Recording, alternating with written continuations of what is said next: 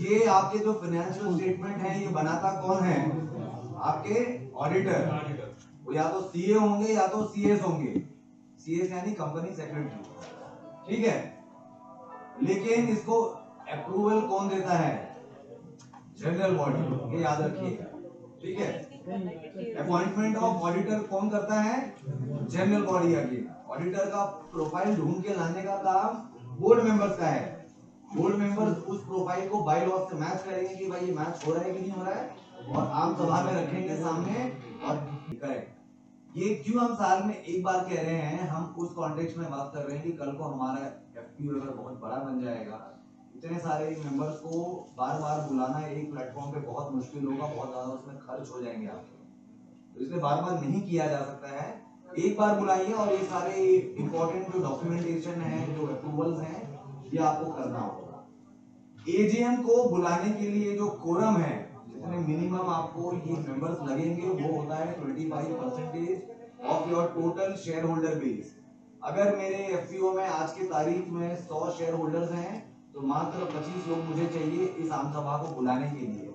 अगर 25 से कम होंगे तो ये आम सभा नहीं कहलाया जाएगा, आपको दोबारा से इसको ऑर्गेनाइज करना पड़ेगा। इसके बाद कुछ मीटिंग कर सकते हैं उसको हम क्या, हाँ हमें आ रहा है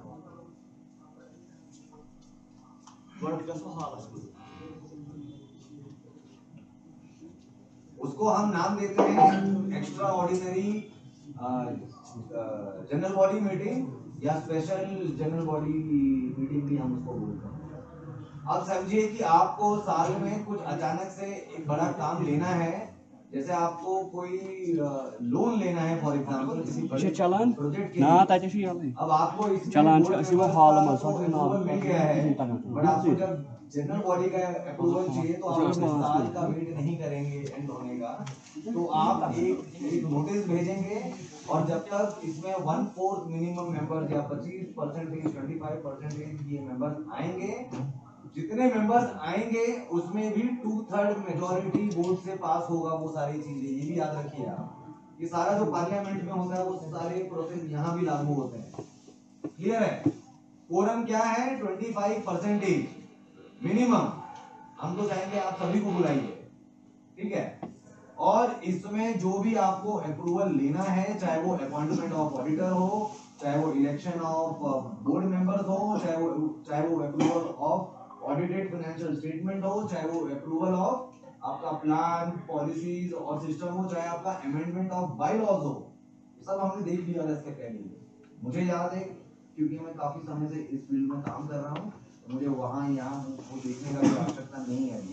तो इसकी वजह से भी तो वहाँ प्रॉब्लम हो सकती है कि सिर्फ 75% लोगों को पता ही नहीं कि हमारे सिर्फ 25% लोग। ये भी होता है, ये भी हकीकत है। ये भी होता है। इसलिए तो जब हम कह रहे हैं, कानून कह रहा है कि मिनिमम 25%, अब जैसे लीगल मीटिंग होगी क्या? जैसे आप कोई एग्जाम दे रहे हैं, ठीक है, हम सब ने दिया एग्जाम यहाँ पे, ठीक है, हम सभी ने कभी ना कभी तो एग्जाम लिखा होगा। हर एग्जाम में एक मिनिमम पासिंग मार्क्स भी होता है, तो लॉजिक यहाँ भी है। बट क्या हम वो मिनिमम पासिंग मार्क्स लाने के लिए मेहनत करते हैं? हमारी जो कोशिश रहती है कि हम मैक्सिमम लेके आए या फुल लेके आ रहे हैं, तो वही लॉजिक वो यहाँ पे भी एप्लीकेबल है। कानून में कहा गया है कि मिनिमम 25% आपको चाहिए। आप कोशिश करिए कि बहुत से बहुत लोग को बुलाएं, और जितने आएंगे उस दिन जो भी आप अप्रूवल करेंगे उसमें बाय वोट, बाय आय, बाय हाथ उठाना, जो भी आपका प्रोसेस है, 2/3 मेजॉरिटी से ही वो अप्रूवल पास किया जाएगा, ठीक है। बढ़िया। 7th एनुअल रिटर्न फाइलिंग, ये कौन करेगा? ये सवाल है टीम ए के लिए। बात करेंगे एक बार, अगर कंफ्यूजन है और डाउट है और जिनको आंसर देना है वो हाथ खड़े कर सकते हैं। एनुअल जो रिटर्न फाइलिंग है, आपका जितने कंप्लायंसेस हैं, ये कौन करेगा? हाथ खड़े कर लीजिएगा। Are you sure? स्टाफ करेगा? श्योर है आप? इसमें एक डिबेट भी है, कि आपका एनुअल कंप्लायंसेस जो पूरा करना है वो बोर्ड ऑफ डायरेक्टर्स का जिम्मेदारी है, बट उसके लिए जो डॉक्यूमेंटेशन तैयार करना है वो आपका स्टाफ का जिम्मेदारी है। तो आप पार्शियली करेक्ट भी हैं और पार्शियली रॉन्ग भी हैं यहाँ पे, मतलब इनकम्प्लीट है, मैं रॉन्ग नहीं बोलना चाहूँगा। फाइलिंग, अगर फाइलिंग पे मैं जोर दूं तो ये बोर्ड ऑफ डायरेक्टर्स का ही, तो आपको नेगेटिव मिलना चाहिए। फाइलिंग मतलब आपको इंश्योर करना है कि ये काम हाँ नहीं होगा तो बोर्ड ऑफ डायरेक्टर जिम्मेवार है इसके लिए। स्टाफ तो बाहर का आदमी है, स्टाफ को क्या करना है, स्टाफ को अगर नहीं करना है तो वो छोड़ के भाग जाएगा इसको। तो मैं आपको 5 मार्क्स दे रहा हूँ, पूरा मार्क्स नहीं दे रहा हूँ, ठीक है? यस, समय को आगे ले जाते हैं जनाब, थोड़ा नीचे स्क्रॉल कर लेंगे आप सर। थोड़ा सा मेरा लैपटॉप है ना, उसको थोड़ा सा नीचे कर लीजिए, ये वाली स्क्रीन वो डाउन एरो की दबा दीजिए बस एक बार। हाँ ये भी चलेगा, बस बस बस, बहुत बढ़िया बहुत बढ़िया, ठीक है। 9 सवाल है, 8 को मैं स्किप कर रहा हूँ, मैं 9 पे आ रहा हूँ। अभी टीम बी के लिए है सवाल आपके पास है, maintenance of proper books of account, ये किसका जिम्मेदारी है? आपके पास है सिर्फ 3 ऑप्शन और कोई लाइफलाइन नहीं है। ऐसे नहीं सुनूंगा मैं, आप हाथ खड़े करिए ताकि पता चले कि कौन सही कौन गलत है।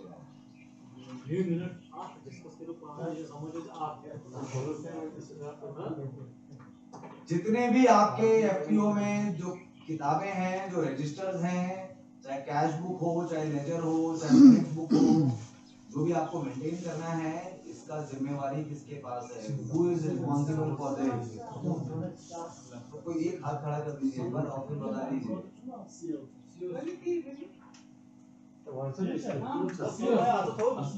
दुनिया का आज आखिरी दिन नहीं है, मत सोचिए। स्टाफ है, करेक्ट है, एक बार ताली हो जाए इनके लिए, ठीक है?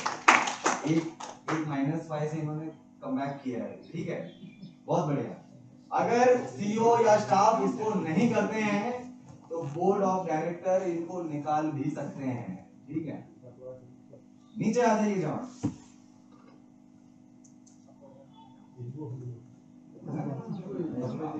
बहुत दूर भाग गए, ठीक है, चलेगा चलेगा चलेगा, रहने दीजिए रहने दीजिए। टीम सी आपके पास है ये 11 नंबर क्वेश्चन, जो एक्टिविटी है वो लिखा है procurement of produce of members या फ्रॉम मेंबर्स, वो थोड़ा सा टाइपिंग वो मिस्टेक भी हो गया। इसका मीनिंग समझ रहे हैं आप? क्या इसका मीनिंग सर बता दीजिए। लिखेंगे ना सबकी दिमाग आ रही है,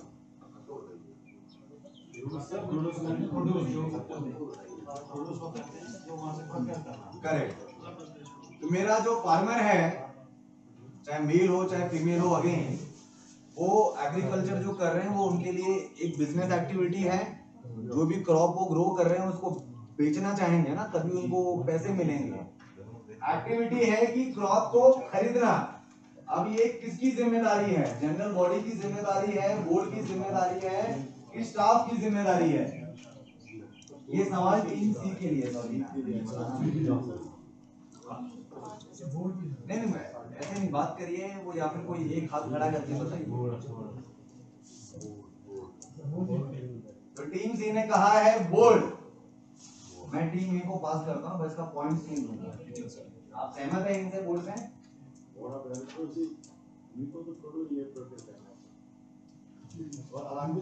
चलिए मैं टीम बी के पास भी आता हूँ। आपको कोई नेगेटिव पॉजिटिव नहीं है, आप बताइए।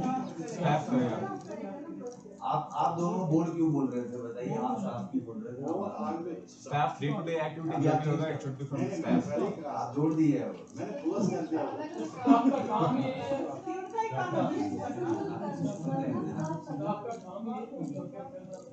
हमने पिछले सेशन में वो लंच के पहले इस बात को बड़े अच्छे से अंडरलाइन भी किया था। स्टाफ जो हमारा है डे टू डे जो ऑपरेशन है जिसमें ये भी आता है, ये स्टाफ का जिम्मेदारी है। क्या बिजनेस करना है वो बोर्ड तय करता है। तो प्रोक्यूरमेंट अगर यहाँ लिखा गया मतलब बोर्ड ने ऑलरेडी काम कर दिया है, अपना बता दिया है कि भाई हमें ये प्रोक्यूरमेंट करना है। अब प्रोक्यूरमेंट जब करना है ये स्टाफ का जिम्मेदारी है, ठीक है? नहीं आप, मैंने पहले कह दिया आपको कुछ मिलेगा नहीं इसमें। आपको नेगेटिव मिलेगा नहीं, ठीक है। एक लास्ट राउंड हम रन करते हैं सो दैट टीम सी के पास हम एक बार और चांस देंगे उनको कम बैक करने का, ठीक है। टीम ए के पास जनाब थोड़ा सा नीचे ले लीजिए, वो डाउन एरो दबा दीजिए बस। अगर हम फेल हो गए हम निकले थे। सर आपको कुछ ज्यादा बैठने की जरूरत आपको मैं बताऊंगा और हाँ सही है। सवाल नंबर 13 तो एफपीओ में जो भी पॉलिसीज हैं ये कौन बनाता है? यस टीम ए। आपके एफपीओ में जो भी पॉलिसीज बन रही हैं, जो भी रूल्स बन रहे हैं, जो सिस्टम बन रहा है, ये कौन बनाता है? ये आप में से कोई एक तय कर सकता है कि क्या जवाब होगा। सब सहमत हैं इनके जवाब से ना? आप खड़े कर दीजिए एक बार। जबरदस्त विविधता हाथ कर जवाब गलत है। जो पॉलिसीज हैं वो आपके बोर्ड ऑफ डायरेक्टर तय कर रही है। अब मैं इसका एग्जांपल देता हूँ। कल को आपको प्रोक्यूरमेंट स्टार्ट करना है, आपको एक टाइमिंग सेट करना है। क्या आप जनरल बॉडी के पास भाग के जाके पूछेंगे कि भैया मैं 8 बजे दुकान शुरू करूँ कि 10 बजे शुरू करूँ? वेस्टेज ऑफ टाइम है।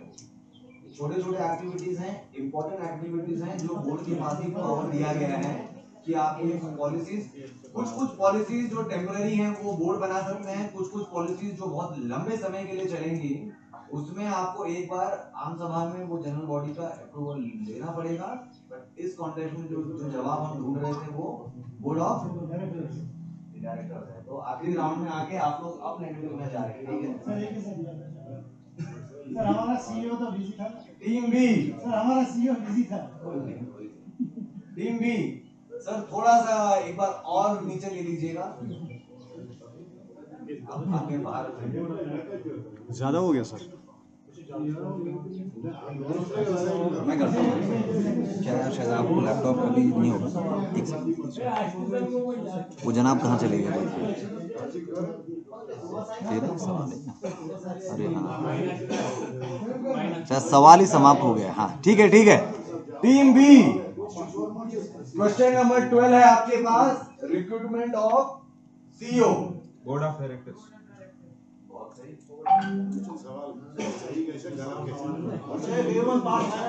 तो वो वेल अवेयर थे। अच्छा तो ये बताइए कि सीईओ को निकालने का जिम्मेदारी या पावर भी किसके पास है फिर? आपका? हाँ आपको आप ऐसे नहीं निकाल देंगे, वरना वहाँ पे केस फाइल कर सकता है फिर कि भाई हमने बिना कोई रीजन दिए आपने निकाल दिया। बहुत बढ़िया। एक आखिरी सवाल है टीम सी के लिए आखिरी सवाल। रुक जाओ। टीम सी ताकि बे क्यों काट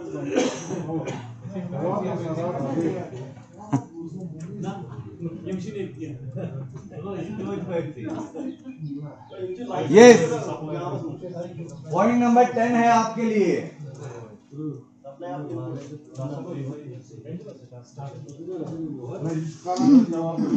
supply of inputs to member, ये किसका जिम्मेदारी है? मेंबर्स, बीओडी या स्टाफ का? टीम सी आप में से कोई हाथ खड़ा करके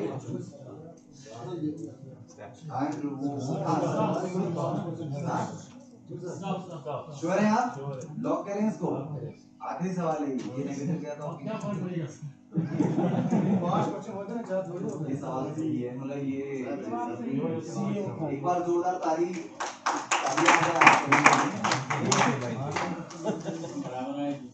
नहीं हम एक्स्ट्रा सब कुछ 5 कट गया है, ये हो गए 10। बहुत बढ़िया। ये हो गए 35। आपके हो गए। कौन है यहाँ का विनर? जो सर ने पहले ही क्लास दिया था। एनीवेज ये जब हम हमारे फार्मर्स के साथ भी हम काम करते हैं तो काफी एंजॉय करते हैं वो इन सब सवालों को, और बहुत जल्दी वो रिलेट भी कर पाते हैं। तो ज्यादा टाइम सारा चीज हम ही बोलें तो वो भी जब अपने हिसाब से, हालांकि ये बहुत बड़ा ग्रुप है इसमें आप लोगों को डिस्कशन करने भी नहीं मिल पाया होगा। वहाँ पे हम छोटे छोटे ग्रुप्स में करते तो काफी अच्छा सा बातचीत बनाते हैं और फाइट भी करते हैं। फाइट ऐसे जुबान का फाइट, नहीं ये सही है और वो गलत है कहना।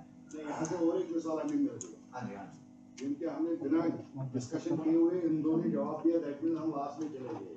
हाँ अगर वहाँ पे भी ये नहीं discussion आपके एफपीओ में भी अगर यही चीज होगा तो वहाँ पे भी हम ठीक है। आप सेकंड आए हैं, आप क्लोज सेकंड फिनिश किए हैं, अगर टीम सी हमारा पीछे रहेगा। ठीक है थोड़ी सी। सर आप रिवार्ड पता है सर हमें क्या चाहिए? जरूर जल्दी जाने के लिए मत ए बोलिए। और सी को 2 घंटे यहाँ पे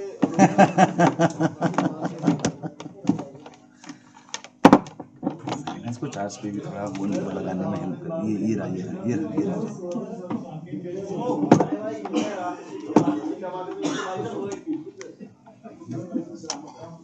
तो थोड़ा सा हम टाइम स्पेंड कर लेते हैं। आपका जो बाय लॉज है और आपका जो रजिस्ट्रेशन का काम है ना, थोड़ा हम इस पे भी समय स्पेंड कर लेते हैं जितना भी टाइम हमारे पास रह गया है। और इसके साथ साथ हम बाद में बात करेंगे कंप्लायंसेस पे और एक कुछ 2-3 हम ये वीडियोस भी आपको दिखाएंगे एंड में कि भारतवर्ष में जो बाकी एफपीओस हैं जो काफी समय से काम कर रहे हैं तो वो कहाँ तक पहुंच पाए हैं। शायद आप लोगों को भी देख के थोड़ा बहुत अच्छा लगे और थोड़ा इंफॉर्मेशन मिले और इंस्पिरेशन भी मिले कहीं ना कहीं।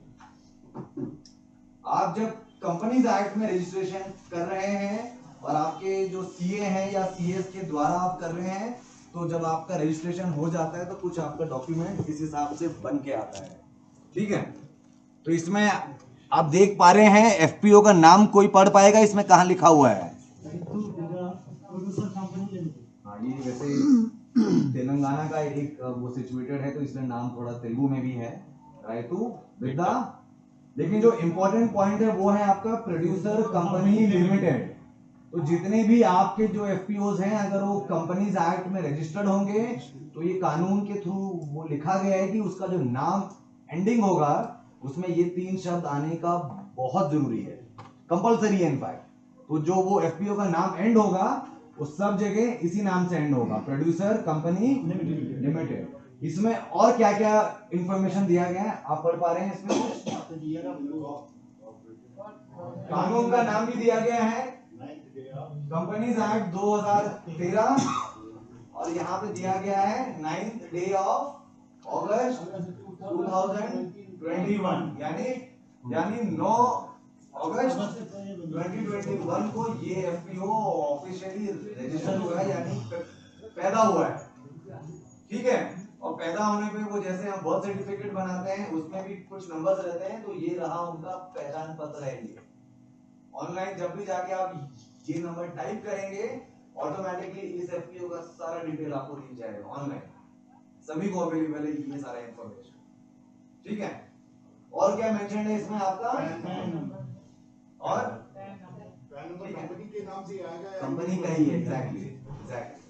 जो ये पैन नंबर है, ये जो पैन कार्ड होगा मैं वो भी आपको दिखाता हूँ, उसमें एफपीओ का ही नाम होगा। पैन नंबर क्या है कोई जानता है आप लोगों में से? वो तो पैन हो गया, टी वाला पूछ रहे हैं पैन नंबर। ये आपने गैस किया कि पता था? मतलब गैस ही किया फिर ना, ये नहीं करेक्ट है, आपका जवाब सही है। तो जितने भी एंटरप्राइजेस हैं हम सब इनकम टैक्स अपना पे करते हैं, तो बहुत सारी जो कंपनीज है वो अपना कॉर्पोरेट टैक्स पे करते हैं। तो कॉर्पोरेट टैक्स के लिए ये वाला टैन नंबर काम आता है, और इसके अलावा जब वो अपना जीएसटी का फाइलिंग भी करेंगे तो ये नंबर भी वहां पे काम आता है। जीएसटी नंबर आप वो जब भी चेक करेंगे तो उसमें पूरा आपका पैन का वो नंबर वहां पे लिखित रहता है, पहले से मौजूद रहता है।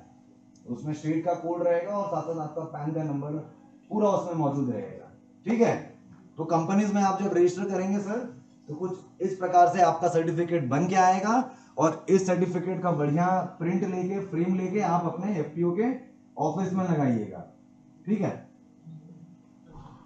अब आते हैं हम जो हमारे 2 इंपॉर्टेंट जो डॉक्यूमेंट हैं, एक का नाम है मेमोरेंडम ऑफ एसोसिएशन और दूसरे का नाम है आपका आर्टिकल ऑफ एसोसिएशन। ठीक है, तो मैं इसको पूरा वो डिटेल में नहीं जाऊंगा क्योंकि बहुत बड़ा डॉक्यूमेंट है, बट मेमोरेंडम ऑफ जो एसोसिएशन है वो ये तय करता है कि आपका एफपीओ क्या करने वाला है, उसका ऑब्जेक्टिव क्या है, उसका मिशन और उसका विजन क्या है, और जो आपका एम एग्जैक्टली, तो जो आपका आर्टिकल ऑफ एसोसिएशन है वो ये तय करता है कि ये ऑब्जेक्टिव को वो फुलफिल कैसे करेगा, इसके रूल्स क्या हैं, ठीक है।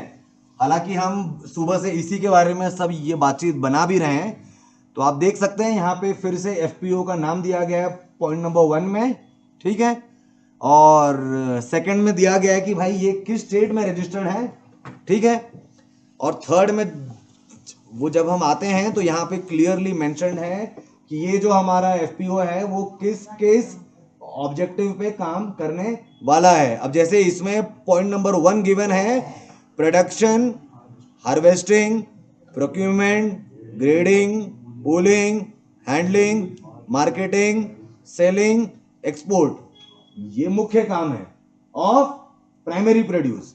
अब आप पूछेंगे कि प्राइमरी प्रोड्यूस क्या है, तो प्राइमरी प्रोड्यूस भी वेल डिफाइंड है, इसी बायलॉज में मिल जाएगा आपको। सिंप्लीफाइड फॉर्म में प्राइमरी प्रोड्यूस वो प्रोड्यूस है जो आपके majority of the members cultivate कर रहे हैं, वो चाहे क्रॉप होगा, चाहे वो लाइव स्टॉक हो सकते हैं, चाहे वो कोई फ्रूट्स हो सकता है, चाहे वो हैंडलूम का काम हो, चाहे वो हैंडीक्राफ्ट का काम हो, वो डिपेंड करेगा कि आपका वो एफपीओ किस चीज पे काम करना चाहता है। बहुत बढ़िया। सेकंड लिखा है मैन्युफैक्चर, सेल और supply of machinery and equipment. तो फार्मिंग में वो जब हम काम करते हैं तो मशीन्स का बहुत ज्यादा इस्तेमाल होता है, इंप्लीमेंट्स का बहुत ज्यादा इस्तेमाल होता है, तो हमारा जो एफपीओ है वो इसका मैन्युफैक्चर भी करेगा, इसका सेल भी करेगा, इसका सप्लाई भी करेगा।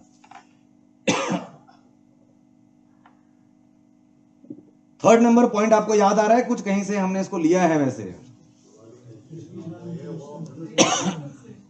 कहां से लिया है हमने? करेक्ट। तो जो कोऑपरेटिव वैल्यूज और प्रिंसिपल्स का हमने बात किया था उसको हमने बायलॉज में भी हम लेके आ गए हैं यहाँ पे, और बायलॉज में जब वो लेके आ गए मतलब ये तो हमें करना पड़ेगा ही वहां पे, ठीक है। सिमिलरली ऐसे और भी ये बहुत सारे काम हैं, जैसे पॉइंट नंबर 5 अगर आप पढ़ेंगे तो कौन सा कोऑपरेटिव प्रिंसिपल आपको याद आ रहा है? वेलफेयर मेजर्स, और भी हैं इसमें चीजें, कौन सा आपको कोऑपरेटिव प्रिंसिपल याद आ रहा है यहाँ पे? Correct correct correct. तो सिर्फ वो लाइवलीहुड के लिए काम नहीं करेंगे, उनके लिए जो वेलफेयर के भी एक्टिविटीज हैं, जैसे हमारे बहुत सारे एफपीओ हैं जो ट्री प्लांटेशन में काम करते हैं, बहुत सारे एफपीओ ऐसे भी हैं इंडिया में जो उनको लोन देते हैं ताकि उनके जो मेंबर्स के बच्चे हैं वो एजुकेशन कर सकें या शादी कर सकें, इसके बहुत सारे एफपीओ हैं, एग्जैक्टली वो सीएसआर के अंतर्गत भी आते हैं कहीं ना कहीं। और मैं 2-3 चीजें और दिखाना चाहता था आपको, एक से। हाँ, अब जैसे आप ये पॉइंट नंबर बी जब पढ़ेंगे डिटेल में, तो इसमें वो सारे एक्टिविटीज को और ज्यादा वो डिटेल में डिफाइन किया गया है कि क्या क्या काम हमारा वो एफपीओ उठा सकता है। पॉइंट नंबर बी का जो सेकंड पॉइंट है उसमें लिखा है to establish processing and value addition units. आपका क्रॉप अगर एप्पल है, चेरी है, तो उसके लिए पोस्ट हार्वेस्ट इंफ्रास्ट्रक्चर क्या क्या वो चाहिए होगा, ये सारा चीज हमारा वो एफपीओ कर सकता है। अगर इस बाय लॉ में ये नहीं लिखा होता और अगर आगे चल के आपका वो एफपीओ ये करना चाहता है तो इसको अमेंडमेंट करना पड़ेगा, और अमेंडमेंट का अप्रूवल आपको मेंबर से लेना पड़ेगा, जो हम इसके पहले हम बात कर रहे थे लगातार, ठीक है। इसमें अब बेसिकली जब दो पार्टीज में एग्रीमेंट साइन होता है तो उसमें बहुत सारे टर्म्स एंड कंडीशंस होते हैं, तो वही सारे टर्म्स कंडीशंस यहाँ भी मौजूद हैं। इसमें दो पार्टीज कौन सी है? एक कोऑपरेटिव है क्या? नहीं, ये तो बस मैं एग्जांपल दे रहा था आपको कि जैसे मेरे और आपके कंपनी के बीच में अगर कोई एग्रीमेंट साइन होता है, किसके बीच में हो रहा है? ये सिर्फ जो डॉक्यूमेंट है ये आप सरकार के पास वो जमा कर रहे हैं। कोऑपरेटिव के पास जब हम हाँ, रजिस्ट्रेशन करते हैं, आइदर कोऑपरेटिव या फिर आपका कंपनी में जो मिनिस्ट्री ऑफ कॉर्पोरेट अफेयर्स में आता है। अगर आप काम जो अपना जो एफपीओ है अगर उसका रजिस्ट्रेशन आप कंपनीज में करना चाहते हैं तो कंपनीज में सारा प्रोसेस ऑनलाइन है, कोई ह्यूमन इंटरफेस नहीं है उसमें, हालांकि आपके कोऑपरेटिव में आपको कोऑपरेटिव वो डिपार्टमेंट के थ्रू जाना पड़ता है। हाँ जी बताइए। Farmer produce organisation. हाँ जी हाँ जी। अभी आप कह रहे थे कि जो हैंडीक्राफ्ट्स हाँ हाँ और उसकी भी प्रोड्यूस ऑर्गेनाइजेशन। यस यस बहुत सारी हैं ऐसी। अब यूपी आइए कभी मेरे साथ, दूसरी वाली जो करते हैं ना, बनारस में आइए, बनारस का हमारा साड़ी ये बहुत फेमस है। तो साड़ी के ऊपर बनी हुई है एक पूरी प्रोड्यूसर कंपनी वहाँ पे। ऐसे आप नॉर्थ ईस्ट मेघालय आएंगे तो मेघालय का सिल्क का जो फैब्रिक है वो बहुत फेमस है। उनका जो शॉल बनता है वो पूरे वर्ल्ड में एक्सपोर्ट होता है। इसका मतलब ये रेस्ट्रिक्टेड नहीं है कि नहीं देखिए हम क्या है कि हमारा लार्जली बहुत सारे हमारे ऐसे ट्राइबल एफपीओज हैं जो एनटीएफटी प्रोडक्ट्स हैं, नॉन टिम्बर फॉरेस्ट प्रोड्यूस पे काम करते हैं। रबर लाते हैं, आपका वो कस्टर्ड एप्पल लाते हैं जो जंगल में होता है, बहुत सारी वो जड़ी बूटियां लाते हैं जंगल से, उनका भी बन गया है पूरा एफपीओ ये आज की तारीख में। हाँ जी। अच्छा एफपीओ सर, एफपीओ में जैसे हमारा एक्टिविटी है अभी हमारा पैडी, समझो पैडी पे हम काम कर रहे हैं, अब हम फ्रूट्स पे जा रहे हैं, इसको ऐड करने के लिए हमें क्या करना चाहिए? कुछ नहीं, अब देखिए पॉइंट नंबर 1 जो हमने पहले पढ़ लिया था, यहाँ पे हमने ये पढ़ा था ना पॉइंट। बस आप अपने प्राइमरी प्रोड्यूस के डेफिनेशन को बढ़ा दीजिए, दैट्स इट। नहीं वहाँ ऐड करने के लिए हमें और कुछ प्रोसेस तो नहीं करना, बस क्रॉप का नाम आपको ऐड करना है, that's it. Primary produce data में लिख लीजिए। हाँ, आपका जो भी एडिशनल वो हम सपोर्टिंग specify भी कर सकते हैं प्रोड्यूस क्या है, हम स्पेसिफाई कर सकते हैं यहाँ पे। कर सकते हैं, आगे है, मैं वो भी आपको दिखाऊंगा, है आगे वो भी। नॉर्मली हम इसको ओपन एंडेड रखते हैं क्योंकि कब आप नया एडिशन करेंगे वो आपको भी नहीं पता है।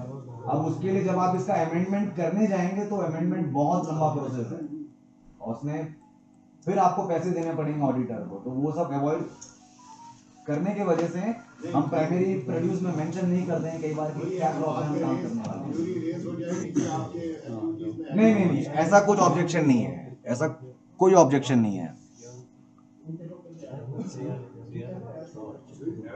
अच्छा,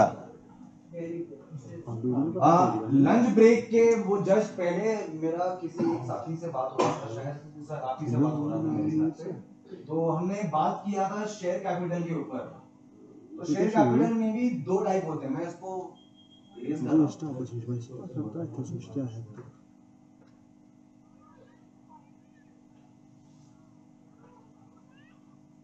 शेयर कैपिटल क्या है आप सब जानते हैं?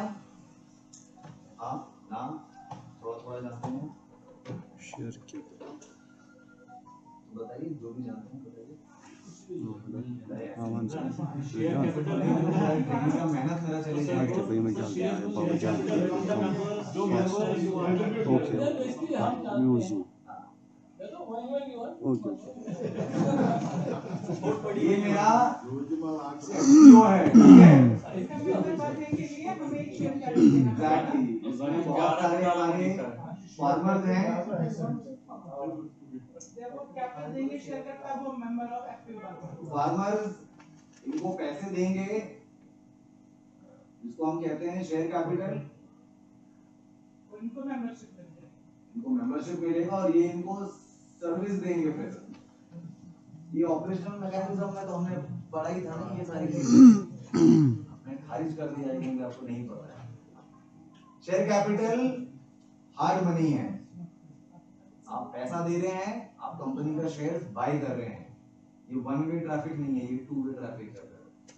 शेयर जब आप बाय करते हैं मतलब आप कंपनी का हिस्सेदार बन रहे हैं, आप उसके मालिक बन रहे हैं कहीं ना कहीं, ठीक है? द मोमेंट आप शेयर्स बाय करते हैं मतलब आपका उस एफपीओ पे हक जमा हो जाता है सीधा सीधा। आप वो सारे जो पावर्स हमने देखे थे जो जनरल बॉडी के पास हैं, वो सारे पावर्स आप इस्तेमाल कर सकते हैं। बहुत बढ़िया। शेयर कैपिटल के 2 भाग हैं, एक होता है आपका ऑथराइज्ड शेयर कैपिटल, एक होता है आपका पेड अप कैपिटल। किसी ने सुना है ये वाला नाम कभी पहले?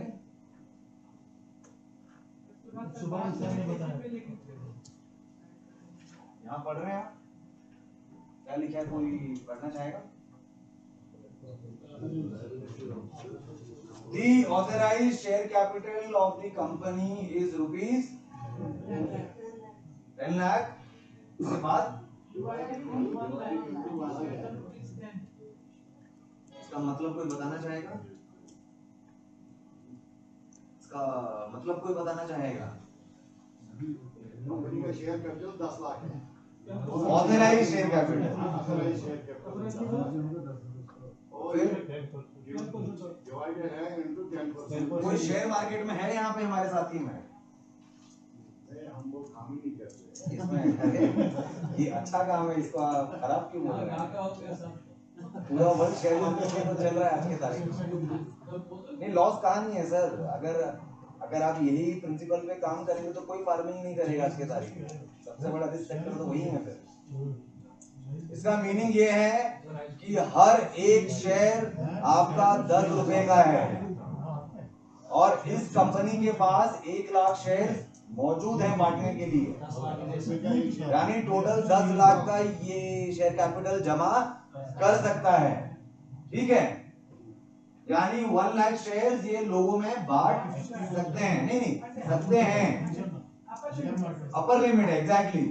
ठीक है, अब आपने ये तय किया है जब आप एफपीओ बना रहे हैं कि आप मिनिमम शेयर कैपिटल जो लेंगे हर एक वो फार्मर से वो है 1000 रुपीज।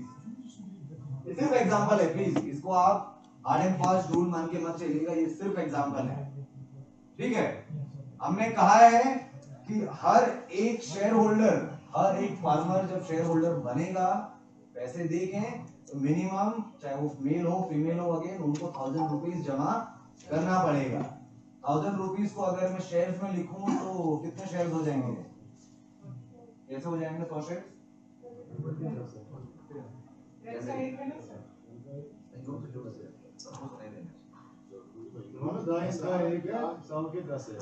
सर कह रहे हैं कि हर एक शेयर सिंस यहाँ लिखा हुआ बाई लॉज में कि 10 रुपए का है और अगर मैंने 1000 रुपीज यहाँ पे सेट किया है तो 100 शेयर हर एक वो मेंबर को बाय करना पड़ेगा। अगर 100 शेयर हर मेंबर में जा रहा है और टोटल ये मेरे पास 1 लाख शेयर्स हैं तो मैक्सिमम कितने मेंबर इसमें बन सकते हैं? सवाल समझ गए मेरा? नहीं, अच्छा आप कैलकुलेट कर रहे थे कितने होंगे मैक्सिमम? 1000 तो मैक्सिमम इस डॉक्यूमेंट के हिसाब से, और अगर आपने 1000 रुपीज ये मिनिमम एंट्री फीस रखा है तो आपके कैलकुलेशन के हिसाब से 1000 शेयर होल्डर्स ही इसमें बन सकते हैं।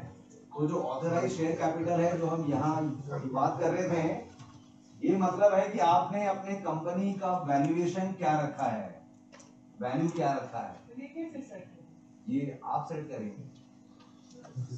और इसका जो वैल्यू है वो ये है कि जितना आप हायर ऑथराइज शेयर कैपिटल आप रखेंगे उतना ही आपका जो सीए या कंपनी सेक्रेटरी है उतना ही आपसे फीस लेगा, उतना ही बड़ा आपका चालान आपसे गवर्नमेंट लेगा। तो रजिस्ट्रेशन का जो आपका कॉस्ट है वो ऑटोमेटिकली बढ़ जाएगा। तो बहुत सारे जो कंपनीज है, फॉर एग्जांपल अदानी की हम बात करें तो अदानी के बहुत सारे जो कंपनीज हैं उनका ऑथराइज वो शेयर कैपिटल 100 करोड़ से शुरू होता है। तो वो बहुत बड़े कंपनीज हैं, वो अगर 10 लाख रखेंगे और कल को अगर बहुत सारे लोग और उसमें ऐड होंगे तो उसको बार बार अपना ये बायलॉज को बदलना पड़ेगा। अब समझिए आपके एफपीओ में 1000 रुपया भर के 1000 मेंबर्स ऐड हो गए हैं। अब इसमें अगर और मेंबर ऐड करने हैं आपको तो आप ऐड कर सकते हैं, पर उसके लिए आपको यहाँ आके फिर से आपका ये बायलॉज को चेंज करना पड़ेगा। बायलॉज को चेंज करने के लिए जो प्रपोजल है वो कौन बनाएगा? वो बोर्ड ऑफ डायरेक्टर बनाएंगे, बट इसको अप्रूवल कौन देगा? ये याद रखिए प्लीज, ये क्या कहते हैं वो मूल मंत्र है। ये जितने इंपॉर्टेंट डिसीजंस का जो अप्रूवल है वो कौन देगा? General body. जब वो लोग दे देंगे अप्रूवल तब ये जाएगा आपके ऑडिटर के पास, फिर आपका ऑडिटर इसको ऑनलाइन जमा कर देगा गवर्नमेंट के पास, वहां से आपको अप्रूवल आ जाएगा, फिर आपका नया बायलॉज बन के बाहर आएगा। ये हो गया हमारा ऑथराइज शेयर कैपिटल की मैक्सिमम शेयर्स आप कितना अपने एफपीओ का सेट कर रहे हैं, या फिर ये मैक्सिमम कितना शेयर होल्डर्स आप उसमें रख सकते हैं। to be a successful FPO, authorized share capital हम ज्यादा रखेंगे या कम? नहीं, मेरा जो हमारा एक्सपीरियंस कहता है आप 10 से 15 लाख के राउंड सेट करिए उसको शुरुआत में, क्योंकि जम्मू कश्मीर में मुझे लगता है कि mobilization of farmers into the FPO और भी थोड़ा चैलेंजिंग होगा यहाँ पे, क्योंकि यहाँ पे स्मॉल मार्जिनल फार्मर्स और भी ज्यादा हैं। तो 1000 रुपीज आप कह रहे हैं, हमने तो 500 रखा है, तो भी लोग उसमें नहीं आते हैं जल्दी। तो 10 से 15 लाख आप रखिए, आपका जो रजिस्ट्रेशन कॉस्ट है वो 25 से 30 हजार के अंदर हो जाएगा श्रीनगर में, और ये बेयर मिनिमम कॉस्ट इन्वॉल्व है। अगर आप कोऑपरेटिव में कर रहे हैं तो कोऑपरेटिव में 5,000 में काम हो जाता है वैसे रजिस्ट्रेशन का पूरा, ये आपके जम्मू कश्मीर के कोऑपरेटिव एक्ट में लिखा गया है पूरा।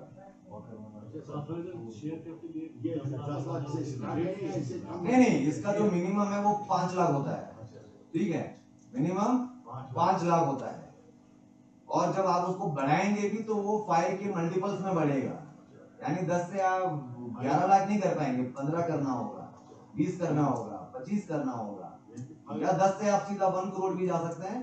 वो डिपेंड करता है कि आपके एफपीओ का बिजनेस कैसा है, करेक्ट, ठीक है। गैस करेंगे कितना काम करेंगे? नहीं, आप एस्टिमेट बना रहे हैं ना, हमारे कुछ काम हाँ, मैं वही कह रहा हूँ कि आप एस्टिमेट करिए कि आपका जो कॉन्टेक्स्ट है, तो क्या होता है कि जब भी हम एफपीओ बनाते हैं, हम काम शुरू करने के पहले एक बेसलाइन सर्वे और एक डायग्नोस्टिक स्टडी वहां पे करते हैं, हम ये चेक करने के लिए कि मेरा जो एफपीओ है वो यहाँ अगर बनेगा तो वो फिजिबल है या नहीं है। उसी के फाइंडिंग्स में हम सेट करते हैं कि भाई इसको 10 रखेंगे, इसको 30 लाख करेंगे। वो तो बात की बात है, वो तो आप अभी से भी नहीं बता पाएंगे वो कि कितने लोग हैं। हाँ, ये आपको क्लियर है पूरा? ऑथराइज शेयर कैपिटल शांत होना है। हो गया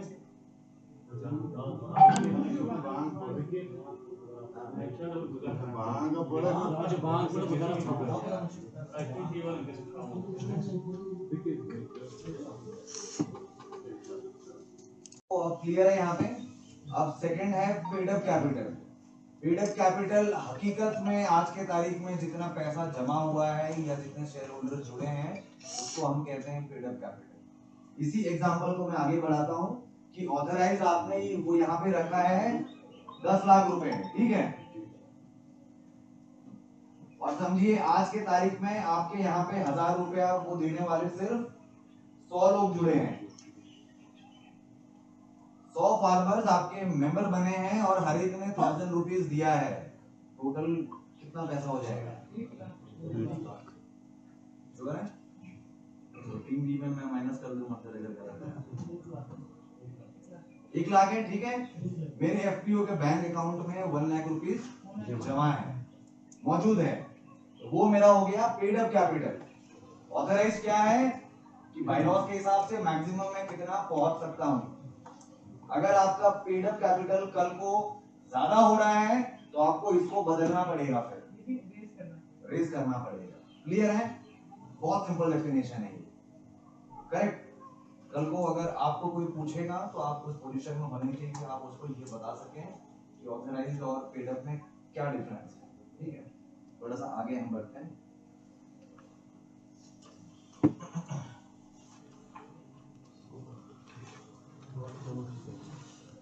और आखिरी में है जो मेरे 5 प्रमोटर्स हैं,